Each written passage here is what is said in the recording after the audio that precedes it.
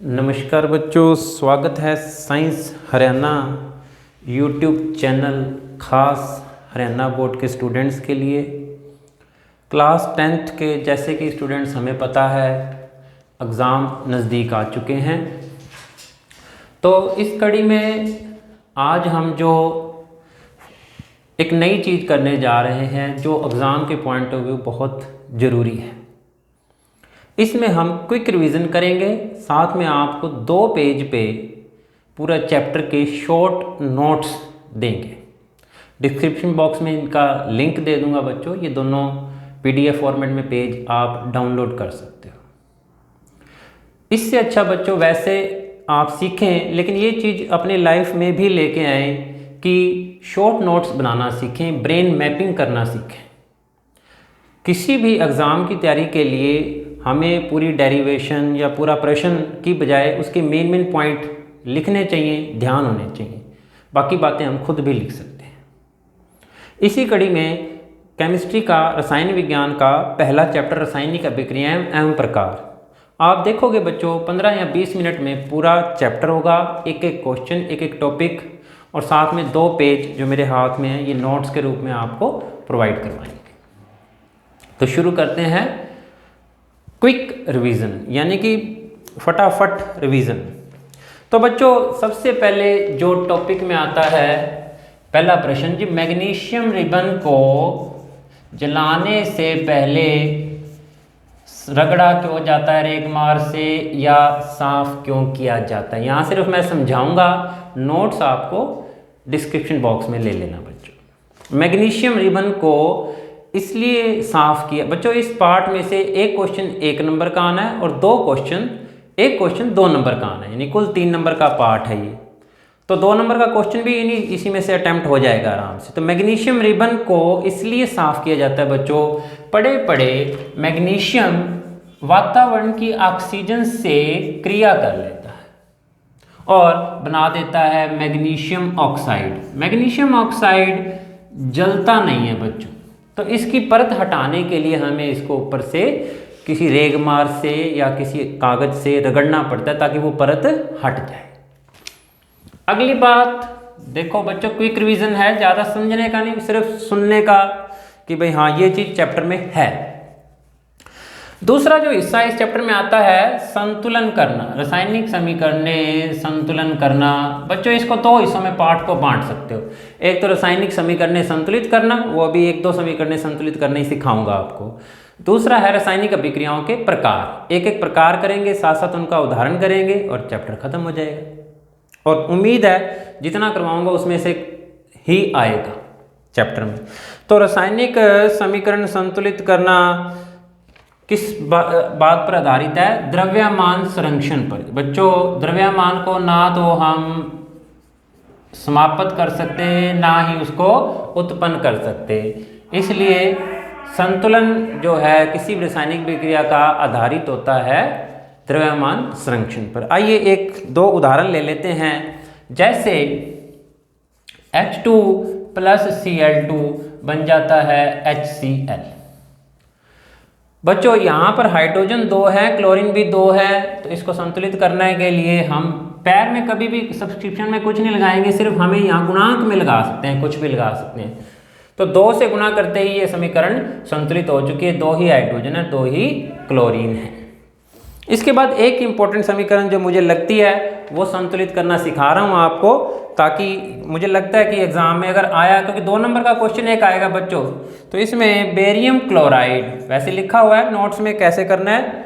Aluminium sulphate Al2SO4 thrice की क्रिया होने पर बन जाता है बेरियम सल्फेट और एल्युमिनियम क्लोराइड AlCl3। ये सूत्र याद होना चाहिए बच्चों, वो लिख के देगा भी बेरियम क्लोराइड और एल्युमिनियम सल्फेट की क्रिया पर बेरियम सल्फेट और एल्युमिनियम क्लोराइड बनते हैं। आपको रासायनिक सूत्र लिखना पड़ेगा। तो इसलिए ज़्यादातर बच्चे इन रासायनिक सूत्रों को याद नहीं कर पाते, इसलिए ये भाग मैं कम ही जोर दे के करवाता हूँ बच्चों को। लेकिन क्विक रिवीजन है, 1 या 2 समीकरण हम संतुलित करना सीख लेते हैं और ये काफ़ी इंपॉर्टेंट है। तो इसमें मैं देखता हूँ यहाँ क्लोरीन 2 है, यहाँ क्लोरीन 3 है। संतुलित करने के लिए इसको 2 से मल्टीप्लाई कर देते हैं और इसको 3 से मल्टीप्लाई कर देते हैं। 3 दूनी 6, 2 तिया 6।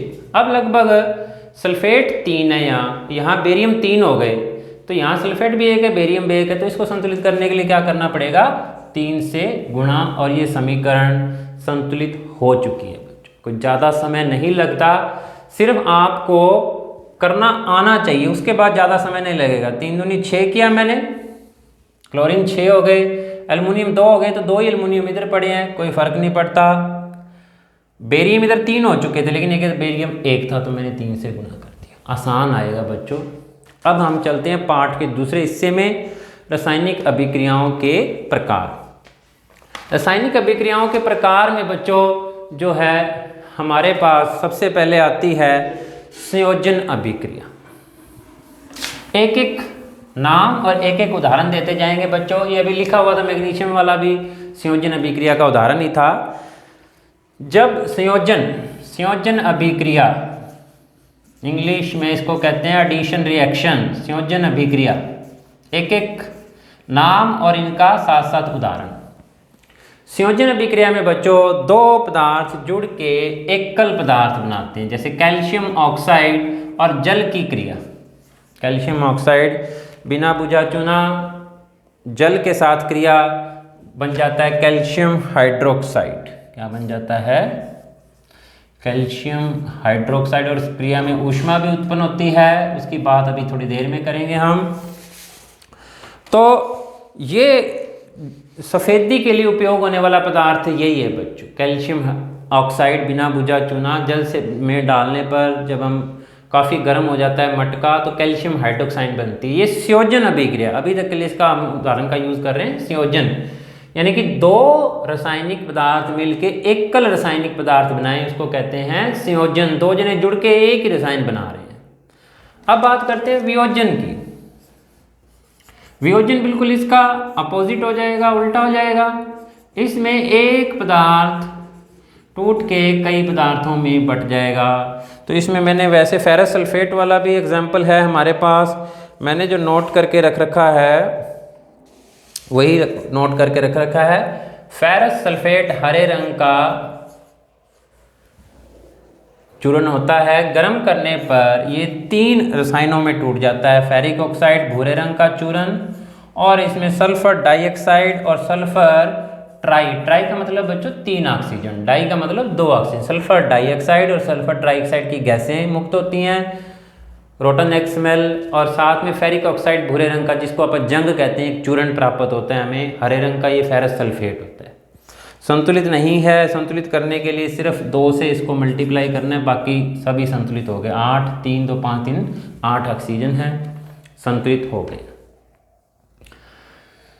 बच्चों वियोजन अभिक्रिया में एकल पदार्थ टूट के कई पदार्थों में विखंडित हो जाता है। इसको हम गर्म भी करते हैं, ऊष्मा देते हैं, ऊष्मा का निशान होता है त्रिभुज का निशान।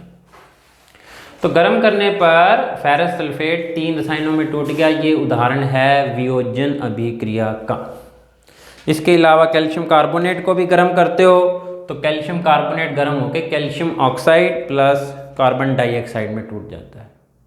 उसकी बात अभी करेंगे जब हम ऊष्माक्षेपी ऊष्माशोषी में, ये उदाहरण दे दूंगा मैं। अभी आ रही है नेक्स्ट ऊष्माक्षेपी और ऊष्माशोषी। आपको बच्चों 2 नंबर में वो अंतर करने के लिए भी कह सकता है कि मान लो वो कहे ऊष्माक्षेपी और ऊष्माशोषी में अंतर बताओ, 2 नंबर का एक क्वेश्चन, तो आपको एक तो उनकी परिभाषा और एक उदाहरण, 2 नंबर पक्के करने, ऊष्माक्षेपी ऊष्माशोषी। ऊष्माक्षेपी में बच्चों जब कोई रासायनिक पदार्थ या रासायनिक क्रिया होने पर ऊर्जा मुक्त होती है तो उसको हम कहते हैं ऊष्माक्षेपी। बहुत सारी ऐसी रासायनिक अभिक्रियाएं हैं जिनमें ऊर्जा मुक्त होती है, जैसे CH4 कोयला जलता है, जिसमें भी जैसे जलने की लगभग रासायनिक अभिक्रियाएं हैं जिसमें ऊर्जा उत्पन्न होती है, जैसे C+O2 CO2, ऊर्जा मुक्त होती है, ऊष्मा मुक्त होती है। बच्चों शॉर्ट बता रहा हूँ बच्चों, परिभाषाएं लिख के नहीं बता रहा, सिर्फ समझा रहा हूँ कि ये होता है। नोट्स मिल जाएंगे, उसमें लिखा भी हुआ है कि ऊष्माक्षेपी क्या है, ऊष्माशोषी क्या है। ऊष्मा मुक्त होती है। मीथेन गैस का जलना ऑक्सीजन की उपस्थिति में, देख लेना बच्चों ये संतुलित है कि नहीं। CO2 प्लस जल, कार्बन डाइऑक्साइड प्लस जल, हमारे घर में methane gas, Marsh gas, LPG cylinder में मुख्य घटक मीथेन गैस ही होती है। तो ऊष्माक्षेपी बच्चों याद रखना, श्वसन भी एक ये अपना अभ्यास का प्रश्न है। श्वसन भी एक ऊष्माक्षेपी विक्रिया है। इसमें क्या होता है, हमारे शरीर में ग्लूकोज भी खंडित होता है, ऑक्सीजन जो हम सांस ले रहे हैं उसके साथ, और कार्बन डाइऑक्साइड और जल मुक्त होते हैं। लिख देता हूँ ये समीकरण, और ये हो गए हमारे पास 3 उदाहरण दे दिया। आपको एक ही ध्यान रखना है, अगर बाई चांस ऐसा प्रश्न आ जाए ऊष्माक्षेपी और ऊष्माशोषी का उदाहरण दो, तो ये बन जाएगा CO2 प्लस H2O। संतुलित नहीं कर रहा, समय लग जाएगा। संतुलित करना मुश्किल नहीं है बच्चों। नेक्स्ट आ रहा है ऊष्माशोषी। अभी अभी अपन ने फेरस सल्फेट वाली रासायनिक विक्रिया की थी, उसमें भी ऊष्मा देनी पड़ती है उस रासायनिक विक्रिया को कराने के लिए। और कैल्शियम कार्बोनेट को जब गर्म करते हैं, त्रिभुज का निशान गर्म करने का, तो इसमें CaO बिना बुझा चूना प्लस कार्बन डाइऑक्साइड गैस मुक्त होती है। तो ये क्रिया भी कौन सी है, ऊष्मा शोषी, यानी कि ऊष्मा इसमें दी जाती है। एक्सोथर्मिक और एंडोथर्मिक, दिस इज एक्सोथर्मिक और ये एंडोथर्मिक रिएक्शन है, ऊष्मा शोषी। तो बच्चों लगभग आधा पाठ हो चुका है। इसके अलावा 3 रासायनिक समीकरणें बड़ी इंपॉर्टेंट हैं हमारे वियोजन में ही। जब जल में से विद्युत धारा गुजरी जाती है तो क्या होता है, जल में से जब विद्युत धारा गुजरती है, विद्युत धारा जल में से विद्युत, आप रब कर लें बच्चों, ऊष्माक्षेपी ऊष्माशोषी ना समझ जाना। 3 रासायनिक अभिक्रियाएं अभी एक अलग से हमारे लिए बड़ा इंपॉर्टेंट रखती हैं, इसलिए करवा रहा हूँ। उसमें सारे कई अभ्यास के प्रश्न भी हमारे टच हो जाएंगे। तो बात चल रही है जल से विद्युत धारा गुजारने पर क्या होता है। जल में से करंट, जल में से विद्युत धारा, तो जल के अणु टूट जाते हैं बच्चों। जल में से विद्युत धारा गुजारने पर जल के अणु टूट जाते हैं और hydrogen gas plus oxygen gas मुक्त होती है। क्या ये समीकरण संतुलित लग रही है? आइए देखते हैं। हाइड्रोजन तो 2 हैं लेकिन ऑक्सीजन 2 है, यहाँ 1 है, तो मैं ऑक्सीजन को संतुलित करने के लिए 2 से मल्टीप्लाई कर देता हूँ। लेकिन इधर क्या हो गया, 4 हाइड्रोजन हो गए, 2 दूनी 4, लेकिन इधर 2 है तो इधर भी 2 कर दिए। अब ये समीकरण संतुलित है। लेकिन हम जहाँ ध्यान दे रहे हैं, जल में से विद्युत गुजारने पर क्या होता है, जल H2 जमा O2 hydrogen plus oxygen gas में टूट जाता है। एक अभ्यास का प्रश्न है बच्चों कि 2 परखनलियों में हाइड्रोजन गैस ऑक्सीजन के मुकाबले दुगनी क्यों इकट्ठी होती है जल में से विद्युत गुजारने पर। तो इसका जवाब बच्चों जब हमने संतुलित किया ना कि हाइड्रोजन गैस दोगुनी, देखो 2 से मल्टीप्लाई, दोगुनी मुक्त हो रही है, ये द्रव्यमान संरक्षण के आधार पर हमने जब संतुलित किया तब हमें पता लगा कि हाइड्रोजन गैस का क्योंकि यहाँ 2 गुना मुक्त हो रही है, इसलिए हाइड्रोजन गैस जो है दुगनी इकट्ठी होती है ऑक्सीजन के मुकाबले में परख नली में। श्वेत श्याम फोटोग्राफी में जो रासायनिक विक्रिया या प्रकाश पड़ने पर, सूर्य का प्रकाश पड़ने पर जो वियोजन अभिक्रिया है उसका नाम बताएं, लिख के बताएं। श्वेत श्याम मतलब बच्चों ब्लैक एंड वाइट फोटोग्राफी, श्वेत श्याम मतलब ब्लैक एंड वाइट फोटोग्राफी में AGBR, श्वेत श्याम फोटोग्राफी या सूर्य का प्रकाश पड़ने पर जो रासायनिक अभिक्रिया होती है, टूट जाते हैं, वो वियोजन अभिक्रिया का उदाहरण दो। बच्चों सूर्य के प्रकाश में क्या होता है, ये चांदी प्लस ब्रोमीन गैस में विभाजित हो जाता है। क्या ये समीकरण संतुलित है? नहीं संतुलित, थोड़ा सा करना पड़ेगा 1 सेकंड के लिए। Ag यानी कि सिल्वर 2 से गुणा करना पड़ेगा। बच्चों मैं फिर कहूँगा कि आप स्वयं जरूर एक कॉपी अलग से लगाएं जिसमें आप उस चैप्टर का या उस क्वेश्चन का मेन पार्ट लिखें। आपके पास शॉर्ट नोट्स तैयार हो जाएंगे और मैं गारंटी लेता हूँ जिस बच्चे ने ये काम लिया उसके साइंस में या किसी भी सब्जेक्ट में जिसमें उसने शॉर्ट नोट्स बनाए 70% मार्क्स आने से कोई नहीं रोक सकता। इस तरह के शॉर्ट नोट्स बना के स्वयं रखें बच्चों। बना के तो मैं दूंगा लगभग 10-12 यूनिट, जितने यूनिट दिन पड़े हैं हमारे, लगभग रोज एक यूनिट की यूट्यूब वीडियो देने की कोशिश रहेगी मेरी। फिर भी मैं कहूँगा कि अपने शॉर्ट नोट्स बनाएं, वो ज़्यादा फ़ायदा करेंगे। कम से कम सीखो, जो 2 पेज मैं दूंगा ना उनसे सीखना कि कैसे बनाए जा सकते हैं शॉर्ट नोट्स। तीसरा आ रहा है, सफ़ेदी के लिए उपयोग होने वाले पदार्थ का नाम बताएं। अभी हमने थोड़ी देर पहले जब वियोजन अभिक्रिया की थी तो बताया था सफ़ेदी के लिए उपयोग होने वाला पदार्थ है कैल्शियम ऑक्साइड। सफ़ेदी के लिए उपयोग होने वाले पदार्थ का नाम बताएं और उसकी जल से क्रिया लिखें। ये हमारा अभ्यास का प्रश्न है, मुझे बहुत इंपॉर्टेंट लगता है, 2 नंबर के अंदर बहुत इंपॉर्टेंट। तो सफ़ेदी के लिए उपयोग होने वाले पदार्थ का नाम है कैल्शियम ऑक्साइड। क्या नाम है?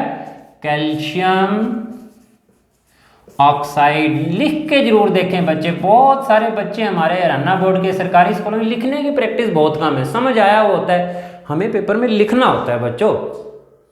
लिखने की प्रैक्टिस एक बार जरूर, ये नोट्स जो मेरे ही नोट्स किसी अलग कॉपी में दोबारा लिखें जरूर।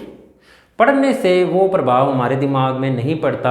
आप किसी चीज़ को 100 बार पढ़ो, 200 बार पढ़ो, एक बार स्वयं लिख के देख लोगे, वो एक बार और 100 बार पढ़ने के बराबर हो जाएगा।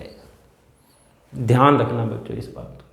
कैल्शियम ऑक्साइड सफ़ेदी के लिए उपयोग होने वाला रसायन है। जल के साथ इसकी क्रिया CaO + H2O बन जाएगा CaOH ट्वाइस। कैल्शियम हाइड्रोक्साइड बुझा हुआ चूना, ये बिना बुझा हुआ चूना है, ये बुझा हुआ चूना है। अब बच्चों सिर्फ 4 समीकरणें रह गई हैं, लगभग चैप्टर हमारा कंप्लीट होने वाला है। बात फिर वही है कि ये क्विक रिवीजन है, पूरा चैप्टर है तो पूरा चैप्टर, लेकिन एक्सप्लेनेशन वे में नहीं है, सिर्फ याद करने के वे में भी हमें ये याद होना चाहिए इस चैप्टर में से चीज़ें। आगे आ रही विस्थापन अभिक्रिया। बच्चों विस्थापन अभिक्रिया हमारे प्रैक्टिकल सब्जेक्ट में बहुत इंपॉर्टेंट है। कॉपर सल्फेट नीले रंग का चूरन विस्थापन जल में घोलकर रखो। विस्थापन अभिक्रिया displacement reaction. CuSO4 copper sulphate, copper sulphate. लोहे के अंदर, लोहे की कील डालो इस घोल के अंदर, नीले घोल, ये पानी के अंदर है बच्चों, इसलिए AQ लिखना चाहिए, लिख नहीं रहे हम। एक दिन बाद आप देखते हैं कि फेरस सल्फेट, फेरस ने क्या किया, कॉपर को हटा के खुद लग गया। फेरस सल्फेट प्लस बन गया हमारे पास कॉपर, भूरे रंग का चूरन, नीचे बैठ जाएगा तांबा, और फेरस सल्फेट हरे रंग का घोल होता है। ये कल मैंने प्रैक्टिकल के लिए शेयर किए 4 वीडियो, उनमें से एक वीडियो ये था विस्थापन अभिक्रिया, हमारा प्रैक्टिकल भी है बच्चों, सबको पता होना चाहिए विस्थापन अभिक्रिया। जिंक ले लोगे तो जिंक भी कॉपर को हटा के खुद जिंक सल्फेट लग जाएगा, लेकिन वो रंगहीन द्रव होता है, इसलिए ज़्यादा फेरस सल्फेट का उपयोग ज़्यादा उपयुक्त है। नेक्स्ट आ रहा है बच्चों द्विविस्थापन। द्विविस्थापन यानी डबल डिस्प्लेसमेंट रिएक्शन। द्विविस्थापन में क्या होता है कि रसायन एक दूसरे के आयन एक्सचेंज कर लेते हैं। अभी पहले हमने जो संतुलित की थी वो भी यही प्रक्रिया थी, उसमें एल्युमिनियम था, इसमें सोडियम है। सोडियम सल्फेट बेरियम क्लोराइड की जब क्रिया होती है तो बेरियम सल्फेट और सोडियम क्लोराइड बनते हैं। इसमें क्या हुआ बच्चों, सोडियम के साथ पहले सल्फेट आयन लगा हुआ था, जल के अंदर घुले हुए हैं ये, तो सल्फेट अब किसके साथ जाके लग गया, बेरियम के साथ, और क्लोरीन जाके लग गया सोडियम के साथ, NaCl। संतुलित करने के लिए इसको 2 से गुना कर देते हैं, मेरे ख्याल से संतुलित होगी पड़ी। इस क्रिया को अवक्षेपण अभिक्रिया के उदाहरण के लिए भी उपयोग कर सकते हो बच्चों। अवक्षेपण यानी कि तल पे कोई चीज़ नीचे बैठ जाना। सोडियम क्लोराइड तो घुला हुआ है, लेकिन बेरियम सल्फेट अघुलनशील होता है, वो नीचे जाके तली पर बैठ जाता है, इसलिए इसका एक हमारा अभ्यास का प्रश्न है, अवक्षेपण अभिक्रिया का उदाहरण दें। तो ये द्विविस्थापन अभिक्रिया हमारी अवक्षेपण अभिक्रिया में भी काम आएगी। अब आ रहा है उपचयन और अपचयन। उपचयन और अपचयन से बस बच्चों पाठ खत्म है, इसके बाद कुछ नहीं बचा इस पाठ में। ऐसा भी हो सकता है कि उपचयन अपचयन में अंतर पूछ ले। तो उपचयन बच्चों ऑक्सीजन जुड़ जाना, अपचयन किसी पदार्थ से ऑक्सीजन हट जाना। उपचयन ऑक्सीडेशन इंग्लिश में इसको कहते हैं, ऑक्सीडेशन, और ये है हमारा रिडक्शन, अपचयन। उपचयन में क्या हुआ है, ऑक्सीजन जुड़ गई है, ऑक्सीजन। तो ऑक्सीजन जुड़ गई है तो हम क्या करते हैं, जैसे हाँ ऑक्सीजन का जुड़ जाना, जैसे उपचयन में कॉपर, ये भी बड़ा इंपॉर्टेंट क्वेश्चन है हमारा। एक भूरे रंग का चूर्ण को गर्म किया जाता है, वो काले रंग के चूर्ण में बदल गया, उस भूरे रंग के चूर्ण का नाम बताओ, तो वो तांबा है।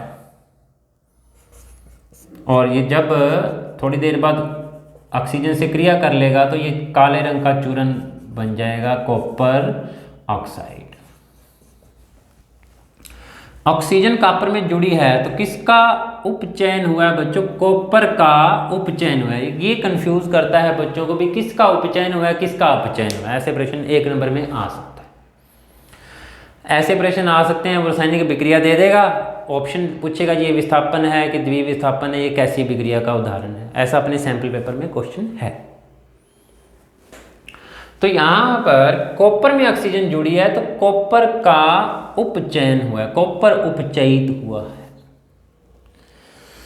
आगे आ रहा है अपचयन। अपचयन बच्चों किसी पदार्थ जिंक ऑक्साइड में से, जैसे ऑक्सीजन को हटा लेना, जिंक रह गया प्लस कार्बन मोनोऑक्साइड, कि अब अपचयन किसका हुआ है, जिंक ऑक्साइड का अपचयन हुआ है। जिंक ऑक्साइड अपचयित हुआ है, जिंक ऑक्साइड से ऑक्सीजन हटी है। जिस पदार्थ से ऑक्सीजन हटा ली जाती है उसका अपचयन होता है। उपचयन यानी ऑक्सीजन जुड़ना, अपचयन यानी कि नोट्स में मैंने क्लियरली लिखा है कि जिंक ऑक्साइड उपचयित हुआ है। कई बार बच्चों को कंफ्यूज करने के लिए, बच्चे को ये तो याद होता है कि ऑक्सीजन हट रही है, लेकिन किस पदार्थ का अपचयन हुआ है वो थोड़ा सा कंफ्यूजन क्रिएट करता है।